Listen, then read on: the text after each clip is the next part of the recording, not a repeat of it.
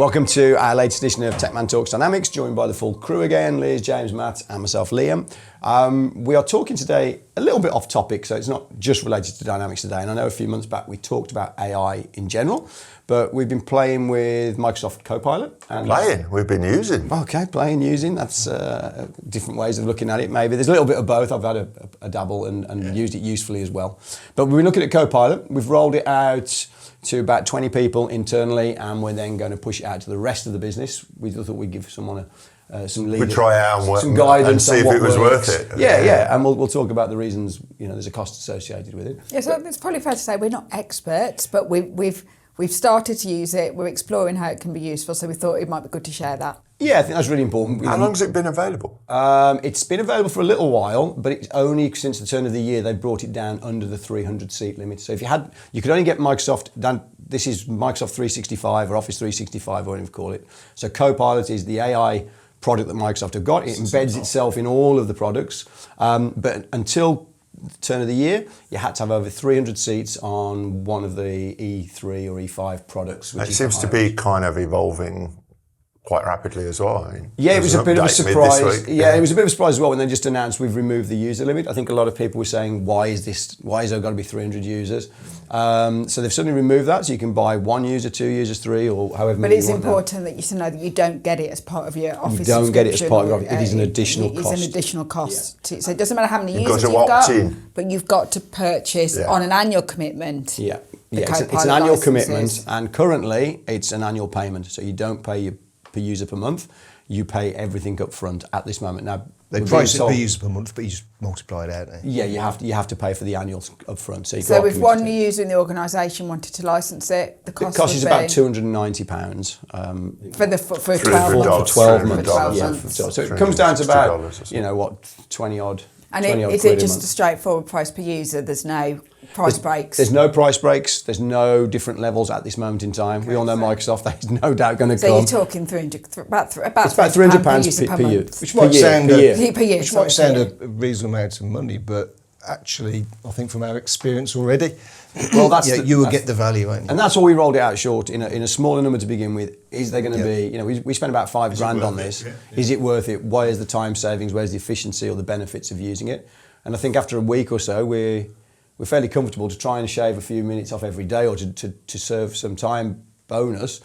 For what it costs if you take it down to a day, it's a couple of pounds, £1. So let's stop talking. Coffee a week. Should we move on to what it actually does? Because that's going to be of interest to everybody, I would have thought. So this sits in all the Office products. So Word, Excel, PowerPoint, the big two we've been using it with, probably the biggest products you use these days, Outlook and Teams as well. And it also has, if you log on to your office365.com and you get your web apps, you've got a new little one now, which is Copilot. And that's like a chat option. So just like if you've used ChatGPT, you've got that now. You go into Office 365, you can ask it a question or ask me to do something, and it will have the chat functionality. But that's what we're all used to with AI. Now they've started, you've got a little Copilot icon or button in your apps, and it does different things for you. So an example of you're really keen on this one, you've used it a lot because you get loads of emails, and if you're away from your office. Email chains, and you can just go to the first one as it appears in your inbox and say summarize, and you get like 5 lines which summarize so-and-so said this, and so-and-so responded this, and so-and-so responded this. So instead of having to read through 20 emails, you just read the summary. And so far, every time I've checked it so far, it's not been a bad summary at all. You have to be using the new Outlook, don't you, to be able to where it summarises the emails, because a lot of people are still using the Outlook line way, the old way where you get each individual email listed. The new Outlook where it puts all the emails in a chain together. I don't know if you choose the view. I couldn't find it to begin with, but when you on the old, even the Outlook, you can have a view as conversation view, so it's like the thread, and then the button is there now. So I switched to new, and then I switched back to old because I couldn't get used to a while ago. And then I've moved back now. You don't have to have conversation view. Personally, I don't like that. So don't you? I'm trying to get used to that because I'm like you. I have gone to the new version of Outlook, which is probably another topic altogether. It's probably forced me. You do have to be on the Office 365 subscription, so you've got access. You can try it in the web apps. You can try it in the desktop app as well. But I think it will roll on the like the new experience, you've still got the option to turn that off. I'm sure it'll come eventually, but I think it does work. But I haven't. We'd have to. I've used it on creation of email as well. Yeah. Have you? I have. And I think I thought I had an email from you that was spelt right. with good grammar. Yes.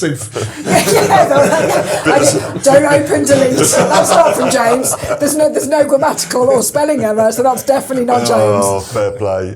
Yes, open up to that one. But no, I mean, you can put 3 or 4 words, and I think almost it's a mindset thing, whereas normally you kind of start typing your email, and actually it's quite a bit quicker. So, an example I used when I first tried it out is chase invoice, and then just put the invoice number, and I go generate, and there's like 3 lines of text which says, I'm just following up invoice number. It appears it might have missed your attention. If there's any problem, please come back to us immediately. We're expecting payment. And kind of, it did, the email I would have spent perhaps 2 minutes typing, it just had it all there. And then you have the option, don't you, to kind of make it more or less formal or kind of change the tone. Yeah, you can, yes, so it'll exactly. draft it And you in can a still go certain back way. in. That creates the draft for you. So you can, like you said, you've got some options. Do you want Yeah. formal, casual, whatever. But then if you think, I would never finish an email with that kind Love you, regards. Love you, Bab. Then you can Can go. Valentine's Day. Is that just what she sent me? That's No, everybody gets those. But you get in there then in the drafts, and you can quite easily just change the little Well, bit you want. it just pops up. I mean, it's like you've typed the email. Once you go generate, it's like you've typed it. It's not instant. I mean, you click generate on all the stuff, and it kind of Spinning does a little spinning. So you're probably watching it for 10, 15 seconds when I'm generating the email. But look, if you're asking for an update or something like that, you can just put update me on and generate, and it produces some. People don't think you're from Yorkshire. They and very kind of concise and taciturn. It's On dodgy ground. If any Yorkshire listeners, we apologise now. As with all the AI I think we've played with so far, with the email creation, and the same with Word when it asks you to do, it's a good starting point. So I think if you're struggling, thinking, how am I going to that's why it's compose? Copilot. So It's not Pilot. It's not so Autopilot, it's not just life changing, but it potentially is going to just speed up Life the assisting. processes and But if you look at the cost per minute of employing somebody, even on minimum wage in the UK, I think you would. I can't conceive that you wouldn't save the subscription in the course of a month. Yeah, I agree. I mean, and probably way more, 10 times. Okay, so the email stuff's nice, but what I thought was even better was the meeting Teams, stuff. the meeting stuff. So That's. I mean, that has changed my world for in a me week. it is potentially more valuable than some of the email stuff. So I had a 2-hour internal Teams call, and about internal systems and so on, and it went across a whole bunch of different topics, and it's a regular catch-up that we do about what we're planning to do and what changes we're making and all the rest of it, and progress on different kind of topics. And at the beginning of the meeting, I remembered to turn the transcript on. And you have to do. Well, yeah, and we'd not got our team set up because there's a piece in the admin centre where you had to go and say that you could create a transcript. And for some reason on our tenant, that was turned off. When that's the first thing to watch. If you want to try this out, you need to make sure your that admin needs to go and turn on the transcript function. Yeah. So this meeting, I'd got, and I remembered right at the beginning, go turn the transcript on. And then at the end of the meeting, I went into Copilot, and there's a little button down the bottom that said kind of summarise.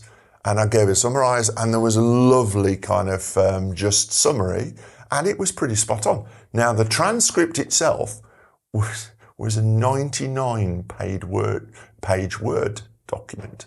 I mean, we talked about a lot of stuff, and it went backwards and forwards.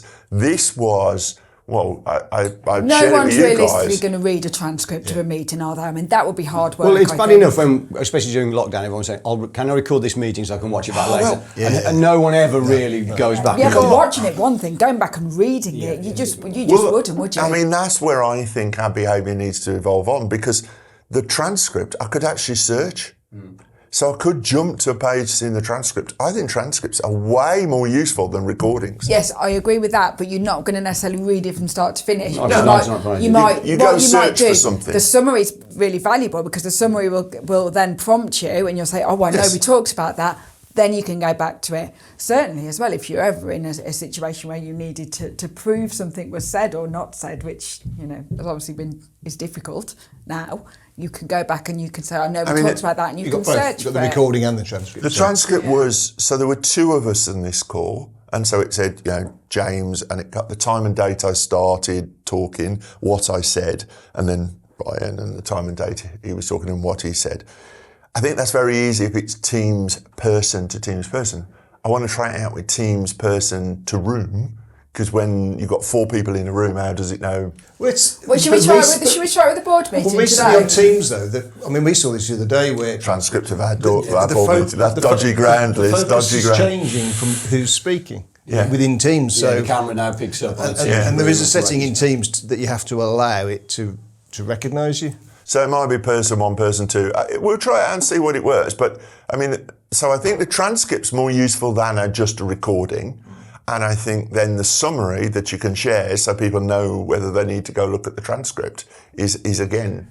Yeah, can it capture actions? Yes, absolutely. So if you go into Teams and tell, give me what were the action points from this meeting, it'll go through the transcription, it'll ignore all the general chit chat or the general conversation, and it'll say, James has to go away and do something. We have wonderful board meetings, but some of it we probably don't need to keep on record for various reasons. But the other factor, if we could capture the actions, the other factor was is its perspective. The AI, the kind of Copilot's perspective, because I got one summary and Ryan said, oh, that's brilliant.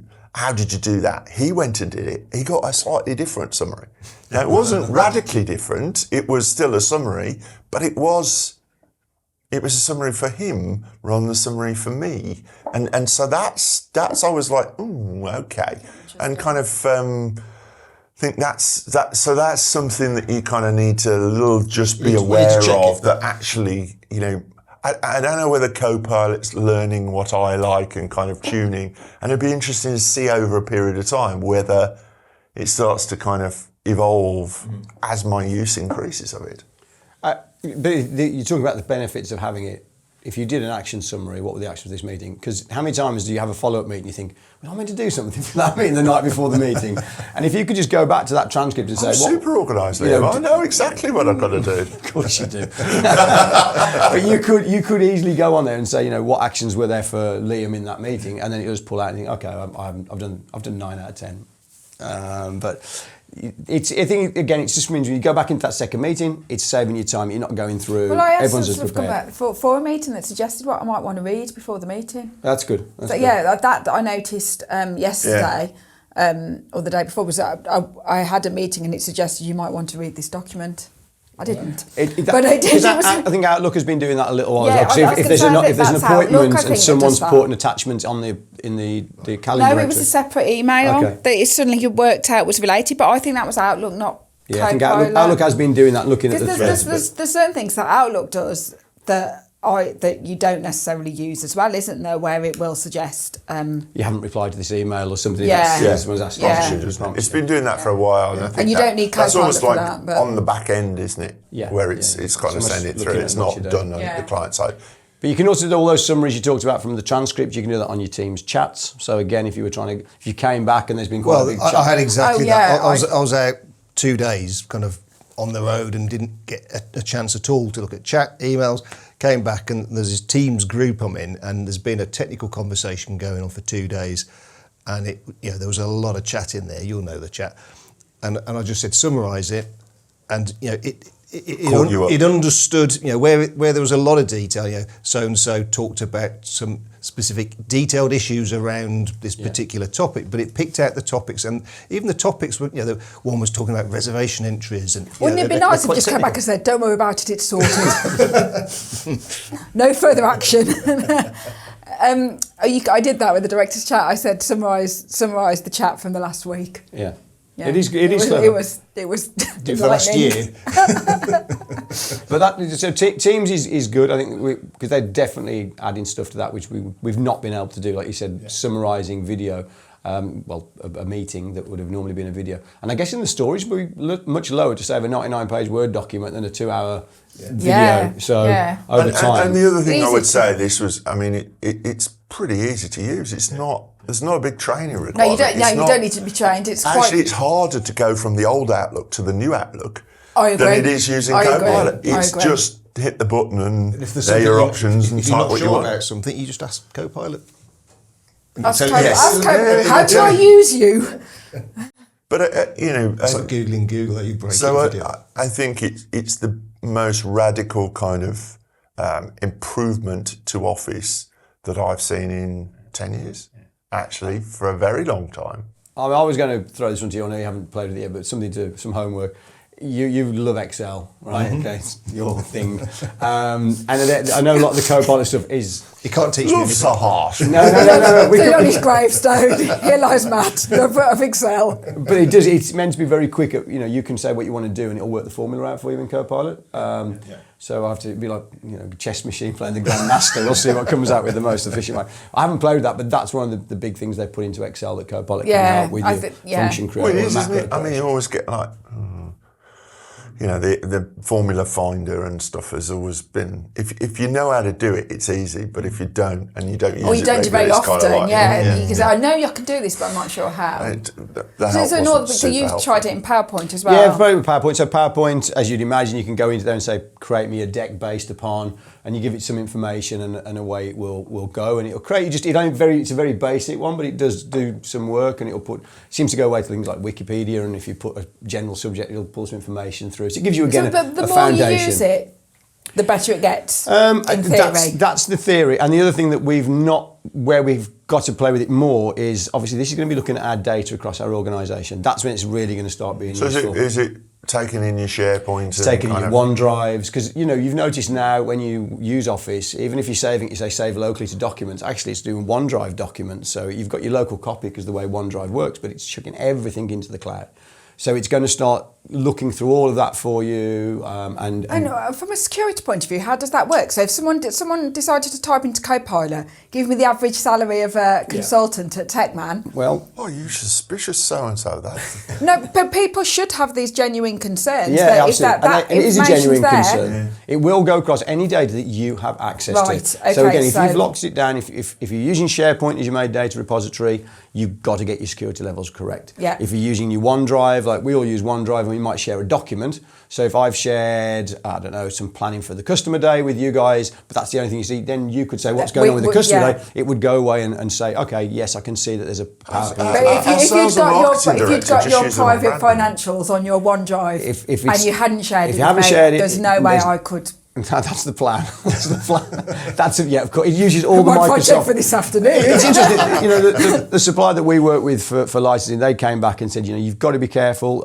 It will bring in another level of making sure people are secure now, because otherwise you'd have to do that on your own, which would be, how do I find it, and then go through everyone's credentials. Now AI is going to do that, or Copilot's going to do that. I think if people are going to use it, they probably need to have a little bit of a review The of kind that of first, ignorance as to of, where their secure data sits. Nobody knows, so that it'll never be found. Well, It's they kind gave of me a good example, and they died, said hasn't it? they rolled it out in an organisation, and one end user that searched on his own name, which I think was might be typical to do. And there was a grievance that had been raised against that person they had no aware of, but it wasn't locked down. It was in someone's OneDrive that was open, and bang. So, there is some security concerns. We've talked about data quality for years and years and years, whether it's reporting or just trusting your system. It goes to another level with AI, with Copilot. Data quality and security. And even with SharePoint and Word, you can categorize Word documents that this can't leave the organisation. So, if you try to email it out, it would stop it. And there's but some most companies haven't set that up or used it, and it becomes more. And the kind of whole OneDrive synchronization is a whole topic, isn't it? Because, I'd got an old laptop that I used to use, and I fired it up and it synced, and some stuff that I deleted from OneDrive, actually it synced back off the laptop back onto OneDrive. So it's kind of like, you need to get rid of it everywhere. So there's a whole, I don't think it's as easy as just kind of cleaning up, or you just need to keep, what I've started doing is just keep it on OneDrive. and assume bandwidth's going to be forever. So, but there can be, if you've set up specific synchronization schemes, as I had in that instance, it can, stuff that you think has gone can pop back. So, solve one set of issues. Well, we've always been pushing... Potentially create another, but I don't think it's, I don't think that's a reason not doing it, because actually what it's making you do is be aware of it and actually do some housekeeping and kind of general security setup that you should have done. And it's not difficult. The fact you can roll it out per user, you can choose which users get it, is a good way of rolling it out. If you're going to roll this out to everybody, I think the way we've tried to do it, where get some people to champion it, and then when we roll it out, we can put some documentation and some stuff on Engage, our internal platform, to people to watch this, or we'll do a lunch and learn. It doesn't need long, but otherwise, if you're not aware of it, you have to change your mindset to think, I'm going to ask Copilot, where in the past, like you said, you'd have ploughed on with an email and struggled with it, or got halfway through it. I think reminding people, go and see what Copilot comes back with. You'll be pleasantly surprised in most instances, but if you never ask it and never use it, it's just going to sit there. And as you said, it's only a draft. A lot of it is a draft. You don't have to then... Yeah. It's not automatically firing off emails to anybody. No. It's just suggesting. So, and with all things Microsoft, this is version 1 really. Exactly, This is only going to get better. So to understand what it can do and the time savings we're finding already and the efficiencies, it's going to get better. As a cynic in the room, I'm pleasantly surprised that it's as useful. But it's exactly what, the whole kind of... There's a lot of hype about AI, and I think the real advance that happened was that the whole kind of language construct and understanding language and being able to generate language, sensible language. That was what the innovation that came with ChatGPT really, and this brings it right where you can use it within Office itself, very simply, very easily. So. Yeah.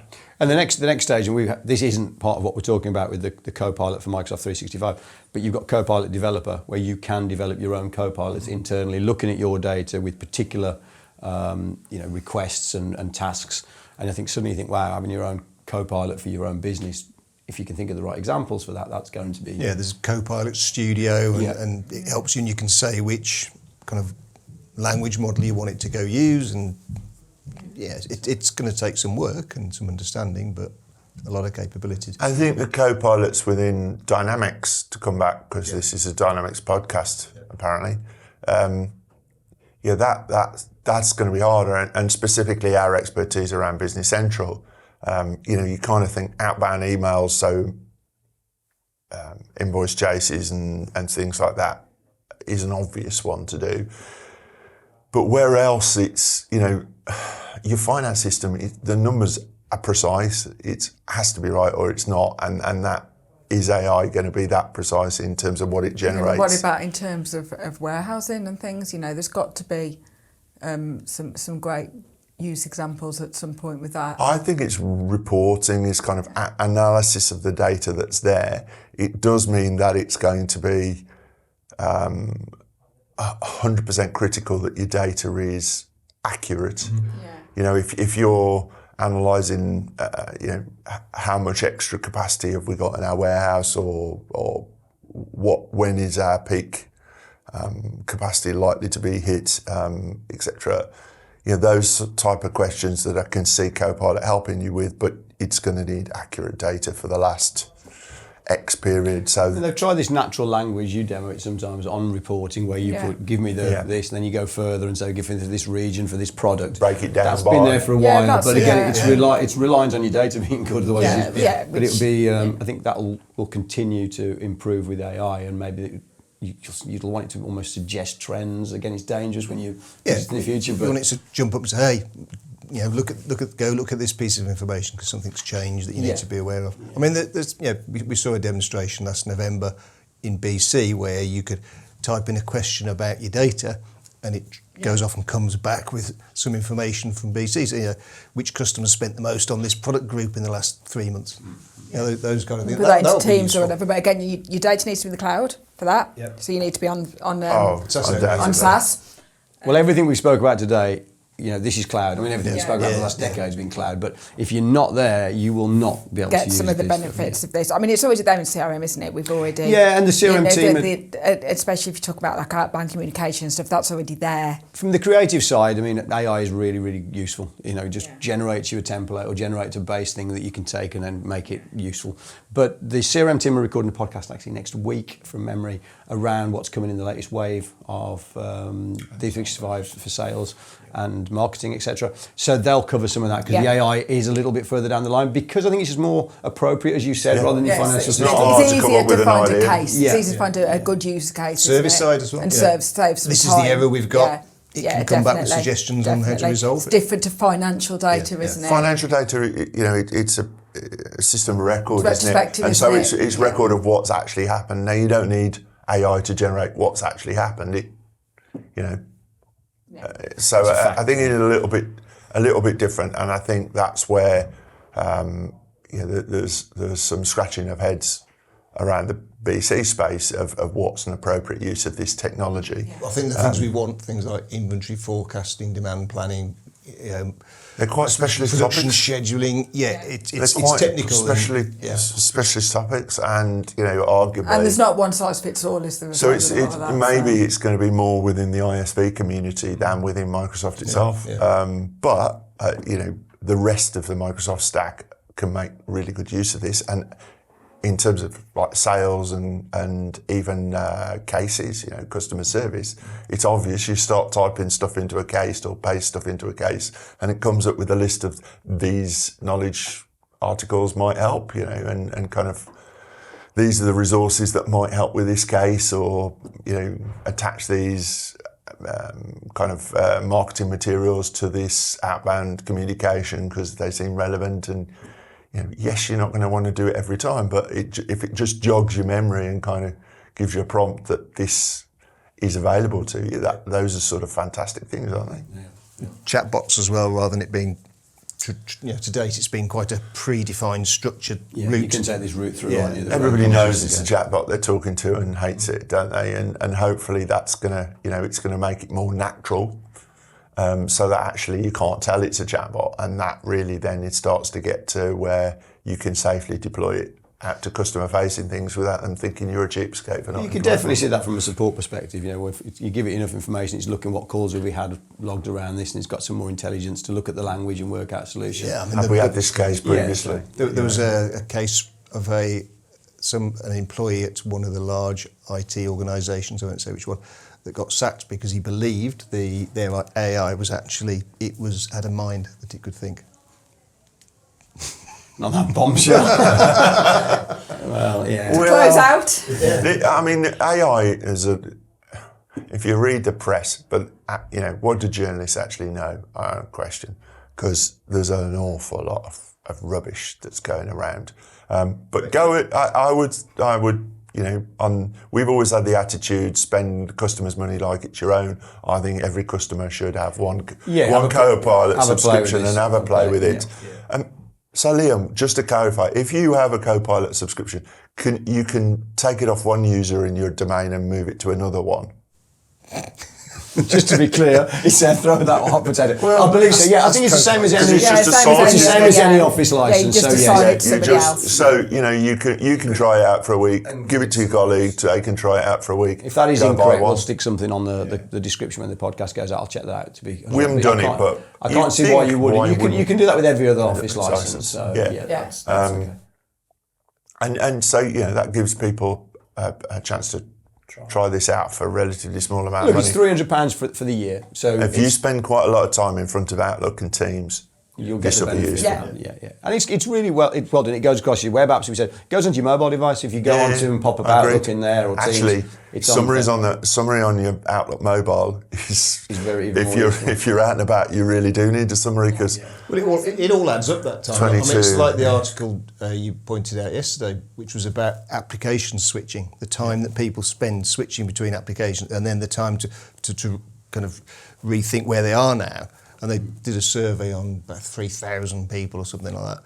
And it came out to something like 4 hours in a day or something like that, didn't it? It was massive. Well, I mean, this is where Just those small increment, where I'm coming from. It's probably just those small if we'd have had incremental this savings add up. podcast 15 years ago, I'd have been saying everybody needs to get 2 high-res monitors on their desk, because that means you can actually paste from that one into that one and kind of that sort of stuff. We all spend too much time. The holy grail of one single application that does everything. Yeah, that's not going to happen. Well, it hasn't not happened yet. Not yet. Maybe one day, but it certainly hasn't happened yet. So you do how many different browsers? Yes, it's different tabs, but that's I have where a it's browser moved, on this hasn't it? screen, a browser on this screen, We've and a moved browser on this way screen. more from all those desktop apps, and now you are living in the browser for a lot more. But they're just different apps. They in the are. But it's browser, easy aren't to they? jump around because you've got your tabs. But you spend a lot of time jumping around. Yeah. Well, I think we'll keep playing with it. We'll update people on if we find something even cooler on later podcasts. We haven't tried a lot of the stuff yet because in different case scenarios, but we'll keep playing with that. But our recommendation would be try it out, have a look around. There's loads of resources out there that Microsoft have put on there. There's loads of good YouTube content as well. I'm sure we'll push some stuff around as well. But have a play And with if it. you're not in the cloud, if any part of your systems are not in the cloud, then you are starting to have a real penalty for falling behind now. I think this is the first thing I've thought, well, actually, you're really badly going to suffer. Well, we've said this with AI previously. If you're not using it, if your competitor is, they're going to be improving what they do. Yeah, they're going to be faster to respond. They're going to be better response. Absolutely. Okay. All right. Well, thanks, guys. Good, enjoyable conversation. So we'll leave it there. And thanks for joining us. And we look forward to seeing you again on another episode of Tecman Talks Dynamics.